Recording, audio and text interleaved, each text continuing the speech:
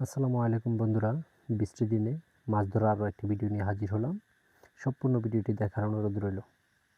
আমি প্রথমে আমার বাইকটাকে বসানোর জন্য জায়গা সমান করে নিচ্ছি।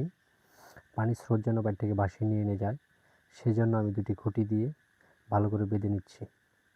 এবার মাটি দিয়ে দুপাশে আমি বাদ দিয়ে দিচ্ছি, মাটি এবং গাছ দিয়ে। দেখতে পাচ্ছেন টিপ টিপ বৃষ্টি পড়তেছে, আর এই বৃষ্টির মধ্যে মাছ ধরার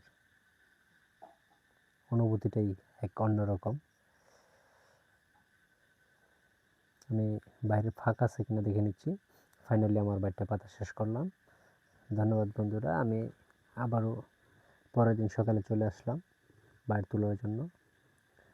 আমি খুঁটির বাটটা খুলে নিলাম। উপর থেকে মাটিগুলা, ঘাসগুলো আস্তে আস্তে সরাই নিচ্ছি। দুপাশ থেকে মাটিগুলা আস্তে আস্তে সরাচ্ছি এবং দেখা যাক আসলে কতগুলো মাছ পেলাম।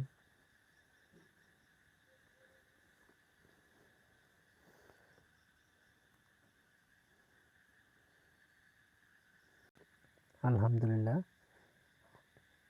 মাছ দেখা যাচ্ছে আমার বাইরের ভিতরে। একটু জুম করে দেখাই।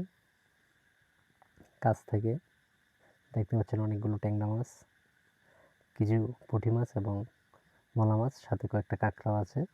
ধন্যবাদ বন্ধুরা, যারা আমার ভিডিও দেখেন। লাইক, কমেন্ট এবং শেয়ার করবেন।